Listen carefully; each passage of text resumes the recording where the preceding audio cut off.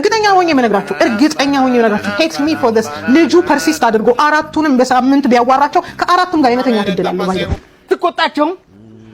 ብትቆጣቸውም ዛሬ አንተን አይፈሩም። ትልቅ አገር ይዘው ለጥላቻ እንጂ ለፍቅር አይሰሩም። ምንድነው የምትለው አንተ? ይሄ የአገር ጉዳይ እኮ ነው። ከጎኑ ጋር ተገናኝታ ማለት ይውላችሁ እኔንም ጨምሮ እውነተኛ ነገር ነው። ሁላችንም አሁን ከዚህ ጥያቄና መልስ መስማት የፈለግነው ምን ኦርቶዶክስ ነሽ ወይስ ጴንጤ ነሽ?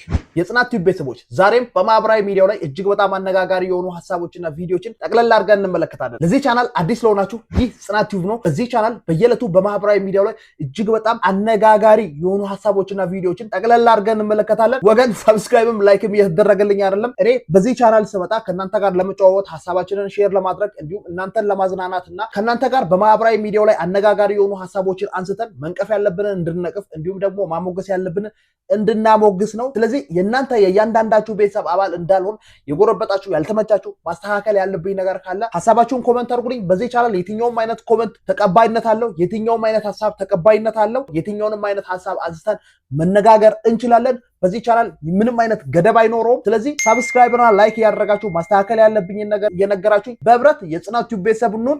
ወደ ቪዲዮ መቼም በማህበራዊ ሚዲያ ላይ እጅግ በጣም መነጋገሪያ የነበሩ ሴቶችን ታስታውሳላችሁ ብዬ አስባለሁ። ባሌ ሚሊዮነር ካልሆነ በስተቀር በጭራሽ አላገባውም ሲሉ የነበሩትን በወር 300 ሺህ ብር 400 ሺህ ብር አትሊስት 1 ሚሊዮን ብር ምናምን ሜክ ማድረግ አለበት በወር ለዛ ሪሌሽንሺፕ ደግሞ ራሴ ነው ኦፈር ማድረግለት ምናምን ሲሉ የነበሩ ሴቶችን ታስታውሳላችሁ ብዬ አስባለሁ። ማህበራዊ ሚዲያው ላይ እጅግ በጣም መነጋገሪያ ሆነው ነበረ። እንዲሁም በርካቶችም የየራሳቸውን ሐሳብ ሲሰጡ ነበረ። ነገሩ ተረሳስቶ ነበረ። ከ4 ከ5 ቀን በፊት የተፈጠረ ነገር ስለነበረ ተረሳስቶ ነበረ። ነገር ግን አሁን ፌሚኒስቶች ነገሩን እጅግ በጣም አጋግለውት የየራሳቸውን ሐሳብ እየሰጡ ነው የሚገኙት። ከነሱ መካከል አንዷ እንዲህ በማለት ሐሳቧን ገልጻ ነበር። እርግጠኛ ሆኜ የምነግራችሁ ቴክስ ሚ ፎር ዲስ ልጁ ፐርሲስት አድርጎ አራቱንም በሳምንት ቢያዋራቸው ከአራቱም ጋር የመተኛ ትድላለ ማለት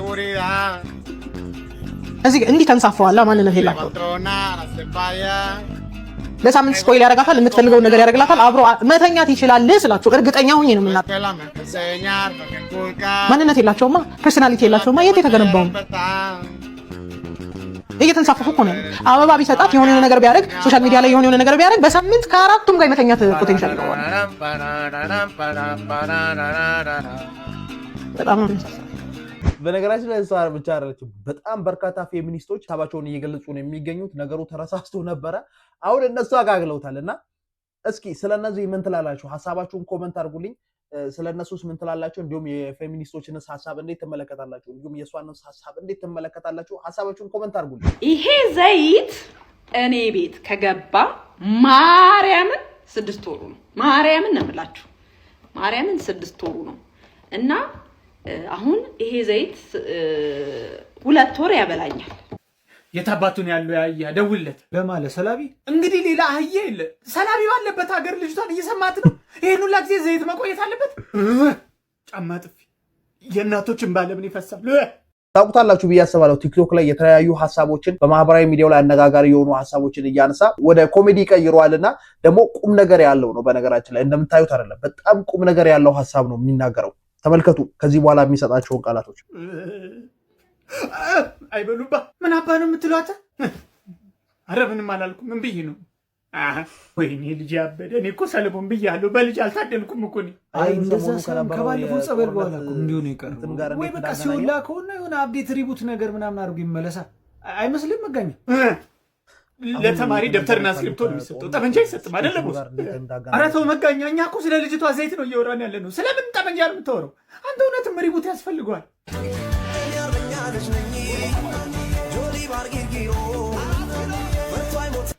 አማለው አንተ በስባሳ፣ አንተ ባለበት ሀገር ዘይት 6 ወር 8 ወር መበላት አለበት። ዘይት የዛችን ልጅ ቪዲዮ አይተህ ነው እንዴ? ሰው አይደለችም እኮ ቦስ፣ አይናት ወይ ደግሞ ከትያዝ ቃል ዝምድና አላት። እንዴት 8 ወር ዘይት ይቆያል ቦስ? አረ መቀለዱ ነው። አሁን በጦር ሳልወጋ የቀረውን ዘይት ሰልበህ ይዘህ ትመጣለህ። ከዛ ደግሞ ቪዲዮን ታስጠፋልኛለህ። አሁኑኑ ለምን በሌላ አንግል ነው? ምን ቪዲዮ ይቀመጥዘው ምን አገባን? ባልና ሚስት ያጣላል እኮ። አስቤዛ አለቀብኝ ስትል ሌላ ሚስት የሌላው ሚስት እንደዚህ ምናምን 6 ወር እየቆየ ብሎ ባልና ሚስት ከመቶ አንድ ሰው ከተጣላልን ለኛ ምን አነሰና? በበጎ ጎኑ ለምን አናየው? ኧረ አንተ ሰለሞን ግን ትለያለህ እንዴ! በቃ መጋኛ ሲኦል ሄድ። በእናትህ አንተ በአንተው ሲስተም ሪቡት አድርግልኝ እንዳንተ አድርገህ በነገራችን ላይ በጣም ከሱ እኔ ቁም ነገር ነው ብዬ ከማስባቸው ነገሮች አንዱ ምን እንደሆነ ታውቃላችሁ? ከሰይጣን የሰው ልጅ እንደሚብስ ነው በደንብ የሚያሳየው። ሰለሞን የሚባለው ካራክተር እዚህ ጋር ያለው ልጅ ሰይጣንን ሰርፕራይዝ የሚያደርግ ሀሳብ ነው በጣም ብዙ ጊዜ የሚያነሳውና ከሰይጣን ብሶ ነው የሚገኘው። በጣም ብዙ ጊዜ ከሰይጣን ብሶ ነው የሚገኘውና የሰው ልጅ ከሰይጣን የባሰ መሆኑን ያስመለክተናል። ሌላው ደግሞ የሰው ልጅ እንደየቤቱ እንጂ እንደ ጎረቤቱ መሆን እንደማይችልም ያስገነዝበናል ብዬ አስባለሁ። እናንተ ይሄን ቪዲዮ ከተመለከታችሁ በኋላ እንዴት ነው የተመለከታችሁት? እስኪ ሀሳባችሁን ኮሜንት አድርጉልኝ። በነገራችን ላይ አንዳንዴ ቁም ነገር ከእንደነዚህ አይነት ሰዎች ነው የሚገኘው። ካስተውላችሁ ልጅ እያለን ድሮ እብድ የሆኑ ሰዎች የሚያነሷቸው ሀሳቦች በጣም ሎጂክ አላቸው። በጣም ቁም ነገር ያለው ሀሳብ ነው የሚያነሱት። አንዳንዴ ይሄ ሰውዬ አውቋበድ ነው ምናምን ነው ምንለው። እንዲሁም ደግሞ አንዳንድ ደግሞ በፍልስፍናም ከኛ በጣም የተለያዩ ሰዎች አሉ። እንደ ፍቅር እስከ መቃብር ላይ ጉዱ ካሳን ካስተዋሳችሁ እንደዚህ አይነት ወደ የሚያነሳቸው ሀሳቦች የእብደት ሀሳብ ይመስሉ ነበር። ማለት አንዳንዴ ቀድሞ ሰው ሲያስብ እብድ ይመስላል። ነገር ግን ደግሞ እብዶ ነው በጣም የሚገራረም ሀሳቦችን የሚያነሱ ሰዎች አሉ። እነዛ ሰዎችን ወክሎ አሁን በማህበራዊ ሚዲያው ላይ እጅግ በጣም አነጋጋሪና በጣም በርካቶችን ያስገረመ ቪዲዮ ሰርቶ ነበረ ኮሜዲያን ያሲኖ። ቪዲዮ ላስመልክታችሁ። ዛሬ እኮ ሰኔ 30 ነው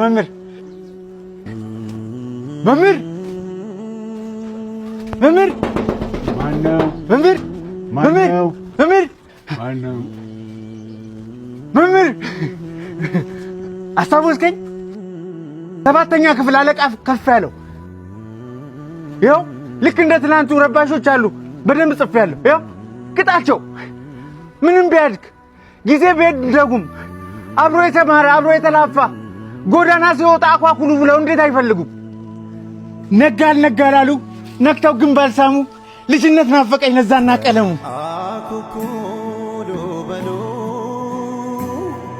አያጅቦ አለ ብሎ የጠየቀ ከሰውነት አርፎ ላውሬ የተጨነቀ ወርቃማው ትውልድ ወዴት ተደበቀ? አደግን የእድሜ ጣራ ወጣ ሳንደበቅ እንኳን በአውራ ጎዳና የሚፈልገን አጣ። አደግን እድሜም ኮበለለ ፊደል ካስቆጠርከው አባከና ብሎ የጠየቀህ አለ? የለም። ኤክስ አንተና ማህደር አንድ ወንበር ላይ ነበር አይደለም የምትቀመጡት? ማህደር ይቅደም በወሊድ ምክንያት አረፈች በቀደም። እዚህ ጋር በነገራችን ላይ አስተማሪውንም ተማሪውንም ነው የወቀሰው። መጀመሪያ ላይ ተማሪዎች አስተማሪዎችን እስካሁን ለምንድነው ያልፈለጋችሁት? እንዲሁም ደግሞ ለሰው ለጅቦች ስናዝን የነበረን ሰዎች ካደግን በኋላ እንዴት ነው ለሰዎች የማናዝን ሰዎች የሆን ነው ብሎ ተማሪዎችንም ካደጉ በኋላ ትውልዱን አንድ ላይ ከወቀሰ በኋላ አስተማሪዎችን ደግሞ የደረሳችሁ ብላችሁ እንዴት ነው ያልጠየቃችሁን አይነት እናንተ ያስተማራችኋቸውን ተማሪዎች እየደረሳችሁ ብላችሁ እንዴት አልጠየቃችሁም? ወይም ደግሞ ምን ላይ ናቸው ብላችሁ ጠይቃችሁ አስባችሁ ታውቃላችሁ የሚል አይነት ሐሳብ ያለው እንትን ነው ያነሳው። እሷ በተረፈች ፈሶላት የኔ ደም የዋዋ ማህደር ነጭናጫዋ ማህደር ጎበዟ ማህደር እሷ አታውቅም እንጂ እኔ ወዳት ነበር በህይወት ብቻ ሳይሆን አርፋጅኝ ለመንገር። አንተ ግን አረጀ ማርጀት ግን ይመቻል። አኳኩሉ ህይወት ፈላጊ ከሌለ መደበቅም እኮ በጣም ይሰለቻል። ዛሬ እኮ ሰኔ 30 ነው መምህር። ሰኔ 30 ጤነኞች ዘነጉ ያመመኝ ሳረሳ። ካርድ አትሰጠኝም ፈርምና አጽድቀ። አንተ ያሰለፍከው በዓለም ፈተና አብዛኛው ወደቀ።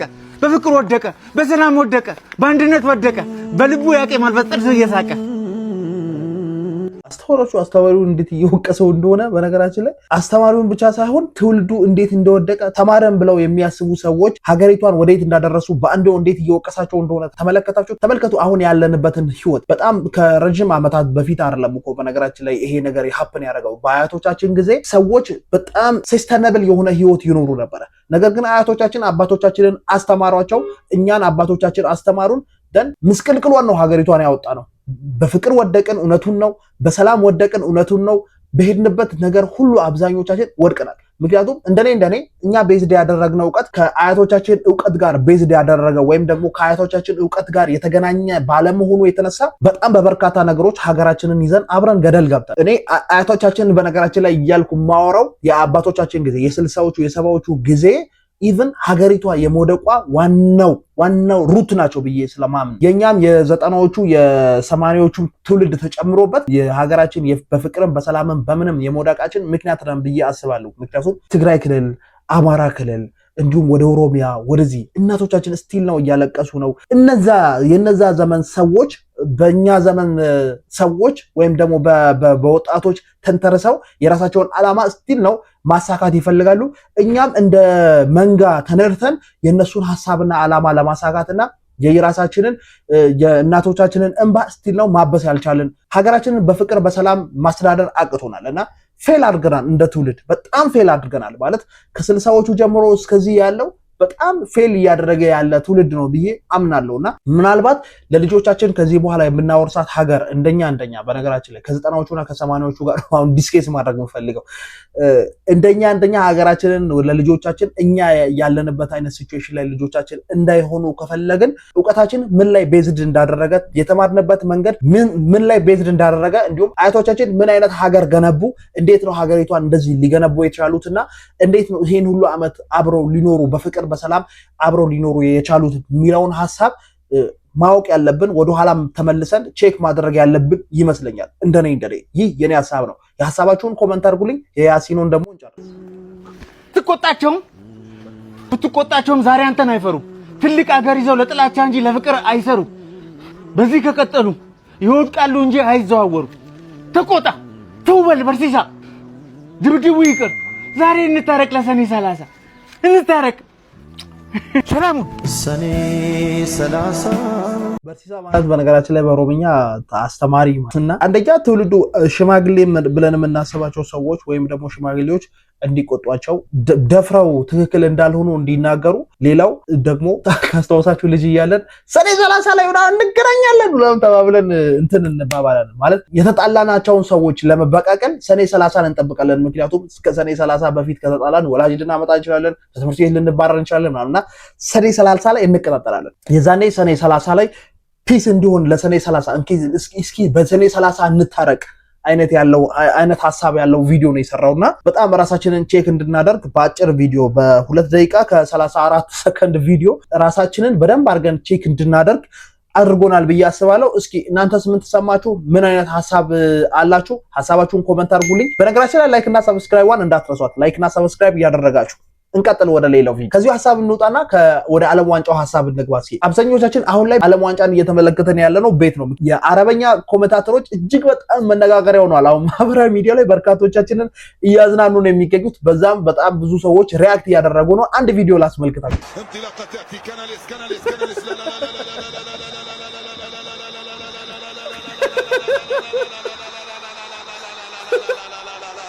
ገና ጨዋታው ሳይጀምር ማለት ነው ነገሩን ያጋንኑታል። በቃ ዝም ብላ አትመለከትም። የእንግሊዝኛ ኮሜንታተሮችና የአረበኛ ኮሜንታተሮች በቃ ልዩነታቸው በግልጽ ነው የሚታየው። በጣም በርካቶች በዚህ ጉዳይ ላይ በነገራችን ላይ ማህበራዊ ሚዲያ ላይ ሪያክት እያደረጉበት። እናንተስ በየትኛው ዌብሳይት ነው እየተመለከታችሁ ያላችሁት? እንዲሁም የትኛውን ቲቪ ነው የምትመለከቱት? የአረቢክ ቲቪ ከተመለከታችሁ በቃ በእያንዳንዱ ደቂቃ ጎል የገባ ነው የሚመስላችሁ። በጣም ነው የሚያዝናኑት። ከዚህ የዓለም ዋንጫ ጋር ተያይዞ ኢትዮጵያ የዓለም ዋንጫን አልፋ ብራዚልን 11-0 እንዳሸነፈች ታውቃላችሁ። ለዛውም ደግሞ ኢትዮጵያ የዓለም ዋንጫን አዘጋጅታ ማለት ነው። ቪዲዮ ላስመልክታችሁ። እኔ ስሰማ በፊት የኢትዮጵያ የዓለም ዋንጫ ላይ ተሳትፋለች በመኮንን ጊዜ ነው። ማን ያምናል እንጂ ያልተሳተፍነው ብራዚል ራሱ እዚህ መጥቶ 12 ነው 11 አግብተን ማን ያምናል? አሁን ይገርማል። እኛ ዛሬ የሰው ኳስ እናያለን። የኛ የሚታይ ነበር። አሁን ሰው እንዴት አይስቅም? የፌሌ ነው ዙሪያውን ተለጥፎ የምታየው። አዎ ሪዮ ዲ ጄኔሮ ብትሄድ የኔ ነው እንዳለ አይስቅም። እሱ አይስቅም። እግዚአብሔር ጋሪንቻ፣ ኮስታው፣ ፋልካኦ አዎ ጋሪንቻ በተለይ እዚህ አሸንፈ ነው ማታ እነ ፋልካኦ ነው አለ። አዎ በጣም ይገባዋል የሚባል ቤት አለ። ይገባዋል። እሺ ጠጅ ቤት ይወዳል። ፋልካኦ አይደለም ጋሪንቻ በመጠጥ ነው የሞተው ሲባል ሰምቻለሁ። ታዲያ ይጠጣዋል ቢሉ ይጠጣ መሰለኝ። እዚህ አንድ በርሜል ኧረ ተው ዝም 4 ማንድ ደንበጃ ማለት አንድ በርሜል ነው። ቆይ ታዲያ ሊጫወት ማታ ጃልሜዳ እዛ አሸነፍነውና እንደው ይገርማል። ብቻ እንደው ቀኑ እንዴት ይሄዳል አንተ ይኸውልህ ስንት አገባን? 11 አገባን። 11ኛዋን ፈንቴ ነፍሱን ይማረው ነው ቦታ ነው ያለው። 11ኛዋን ላገባ ሄጃለሁ። እየገፋ መጣው ቀረው ስላቸው ሁለት በዚህ እሺ ወደዚህ ሲመጡ እኔ ምን አደርጋለሁ? እዚህ ኳሱን ወደዚህ በኋላ ጨርሼ ኖራው ላይ አስቀመጥኩት። ደርሻለሁ። ዝም ብዬም በገፋው ይገባል። ኖራው ላይ ፋንቴና እስቲ ምክንያቱም 8ኛ ጎል ሳገባ መኮንን እኔ ላግባው ይለኛል። ኳሱ እንደዚህ ይዤልህ ምንድን ነው የምትለው አንተ? ይሄ የአገር ጉዳይ እኮ ነው። ከጎሉ ጋር ተገናኝተሃል። ከዛ ከዚህ ጋር ቡንታሬ ስመታ ታበስ ገበርኩ። አልገባልህ? እሺ አሁን ፈርቢሽ ነው የምትሉት? ፈርቢሽ ነው የምትሉት? አበስ ገበርኩ ነው ያኔ ምንድን ነው ላበስኩ ገበርኩ።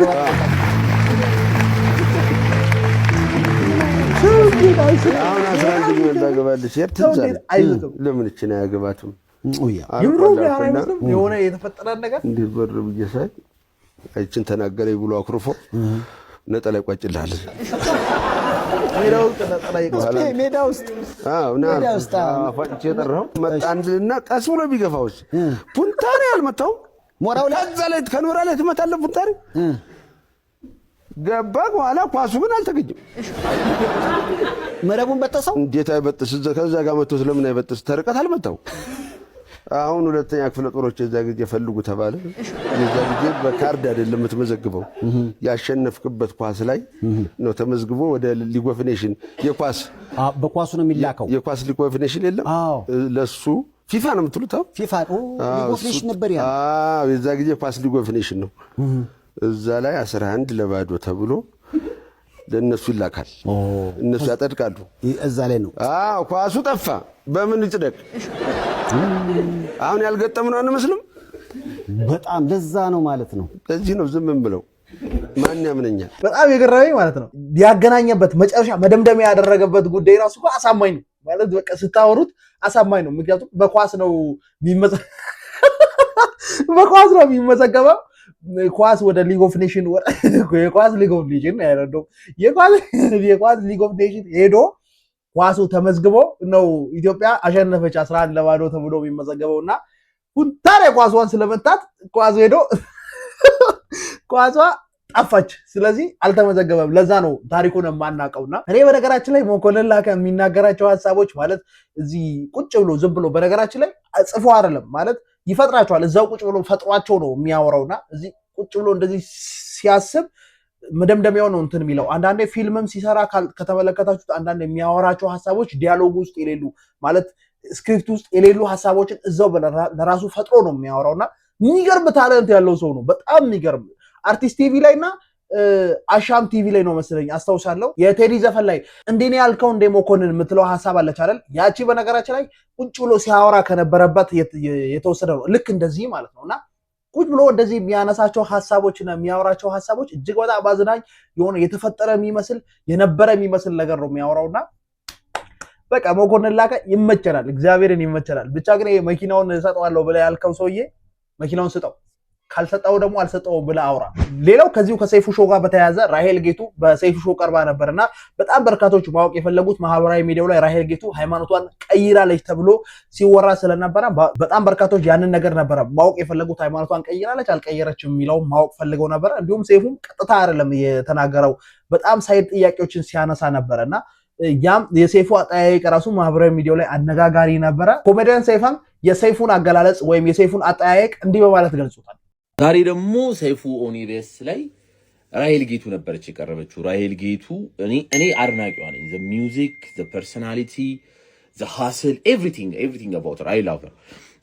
ግን እሱን ወደ ጎን እንበለውና ስለ ቃለ መጠየቁ ልንገራችሁና ማለት ይኸውላችሁ እኔንም ጨምሮ እውነተኛ ነገር ነው። ሁላችንም አሁን ከዚህ ጥያቄና መልስ መስማት የፈለግነው ምን ኦርቶዶክስ ነሽ ወይስ ጴንጤ ነሽ? በቃ ምንም አጭር በ5 ደቂቃ ነበር። ሃይ ራሄል ጌቱ እንዴት ነሽ? ቀየርሽ? ኦኬ እሺ በቃ እንደዛ ነበር። ግን በቃ ራሄል ጌቱ ማለት ነው በጣም አሪፍ በቃ ሚስጥር ጠባቂ ናት። በቃ ሰይፉ ያልሄደበት መንገድ የለም። እንደው ህይወት ላንቺ ትርጉሙ ምንድነው? ከህይወት በኋላ አሁን ይህን ህይወት ከኖርም በኋላ መጨረሻ ላይ ምን እንትን እንላለን? እንደው አሁን ላይ ራሄል ጌቱ ያለ ምን መኖር አችልም። በቃ እሱ አሁን የጠበቀው ኢየሱስ ምናምን ወይ ደግሞ ቅድስት ድንግል እንደዛ እንድትል ነበር። ግን አይደል በቃ ራሄል ጌቱ አሪፍ ሲክሪት ጠባቂ ናት። በቃ ገብሩ ለዚህ ጭራሽ የሆነ ሳለ ምንድነው የሚያዝናናሽ? ዝምታ። ሰይፉ ለባንዶች እንደሚጠረብ እኔ የማይገባኝ ነገር ታዋቂ ሰዎች ሃይማኖታቸውን ስለቀየሩ ወይም ደግሞ አንድ ሃይማኖት ከአንድ ሃይማኖት ወደ አንድ ሃይማኖት ስለገቡ እነዛ ሃይማኖት ውስጥ ያሉ ሰዎች ምን እንደሚጠቀሙ ነው በጣም ማወቅ እንፈልገው። እዛ ሃይማኖት ውስጥ ያሉ ሰዎች ምን ይጠቀማሉ?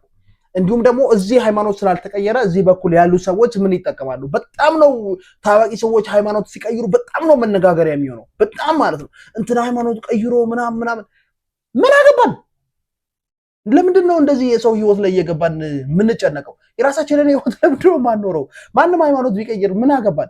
እነሱም ደግሞ አያፍሩም። የሆነ ጊዜ ላይ ሃይማኖት ከቀየሩ ይመጡና የሆነ ሃይማኖት አንድ ሃይማኖት ከቀየሩ ይመጡና ማህበራዊ ሚዲያ ላይ እስካሁን በጨለማ ህይወት ገብተን በጨለማ ህይወት ኖረን ሰውዬ ለምን ምን አስፈለገ? ከዛ ምን ይሆናሉ? ፊት ለፊት ላይ ቁጭ ይላሉ። ሄደው ማለት ፊት ለፊት ላይ ያስቀምጣቸዋል ምናምን ሃይማኖታቸውን ከቀየሩ በኋላ ፊት ለፊት ላይ ያስቀምጣቸዋል።